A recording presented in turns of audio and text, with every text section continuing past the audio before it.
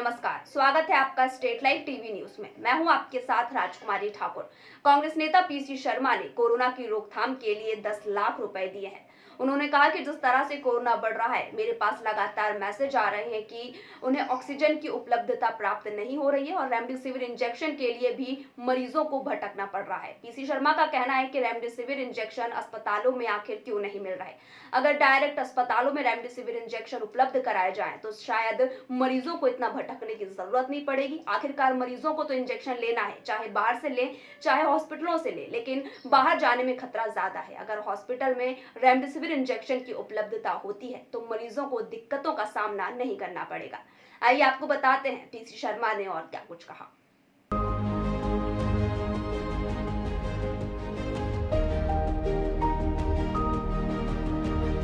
सरकार ने कहा कि ये कोरोना कर्फ्यू है, लेकिन लॉकडाउन जैसी स्थिति है और इस लॉकडाउन जैसी स्थिति में जो सबसे दिक्कत आ रही है वो गरीब लोगों को आ रही है।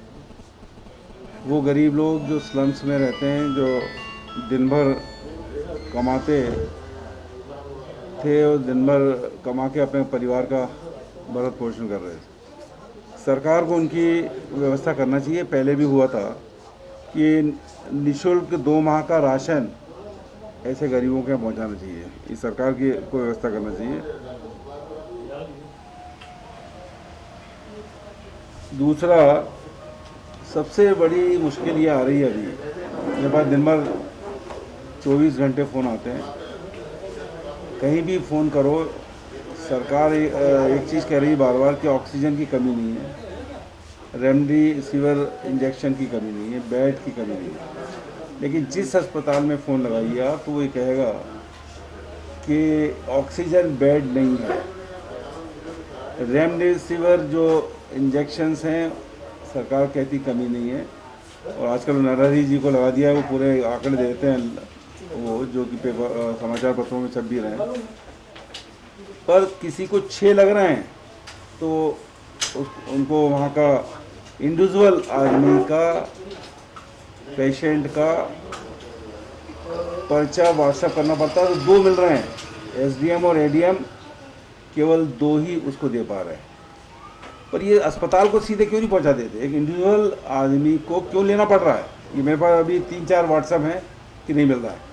जो शासकीय अस्पताल है उनके पास रेमडेसिविर इंजेक्शंस नहीं है और वो क्या सरकारी अस्पताल का प्रोटोकॉल अलग है क्या कि वहाँ ये रेमडेसिविर इंजेक्शन नहीं लगते?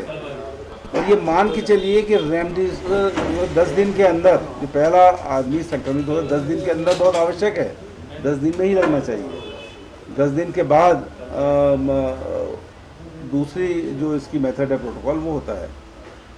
तो मेरा 2 ही कहना है कि एक तो ये बात हुई थी सर्वदलीय बैठक में कि एक ऐसा कंट्रोल रूम बने जहां पूछते ही पता लगे कि कहाँ पे ऑक्सीजन वाला बेड है, तो आदमी जो पेशेंट है वहाँ चला जाए। तो एक अस्पताल से दूसरे अस्पताल जाता है, ये बहुत दिक्कत वाली बात है। दूसरा, रेमडेसिविर जो इंजेक्शन है ये अस्पतालों में उपलब्ध हो। अस्पताल मैनेजमेंट को ये कहना था कि भैया अपना इंतजाम खुद करो, कर भी ले, लेकिन उसके प्रिस्क्रिप्शन से जब एसडीएम एडीएम को दिया जाता है तो 2 मिलते हैं, फिर 6 लगते हैं, उसकी भी अलग जुगाड़ करें। ये एक सबसे बड़ी समस्या है इस समय, जिसको सरकार को देखना चाहिए। ये बातें सर्वदलीय बैठक में भी उठी हैं और रोज़मर्रा समाचार पत्रों में आ रहा है। और समाचार पत्रों में ये भी आ रहा है कि आंकड़े छुपाए जा रहे हैं। इनके पूर्व मंत्री और विधायक अजय बिश्नोई के कहने के बाद भी ये सब चीज़ें हो रही। और गवर्नर साहब ने खुद कहा कि भाई रोज़ बताइए कितने लोगों की जान गई, कितने लोग पेशेंट हैं। ये आंकड़े छुपाना ही बंद करे सरकार।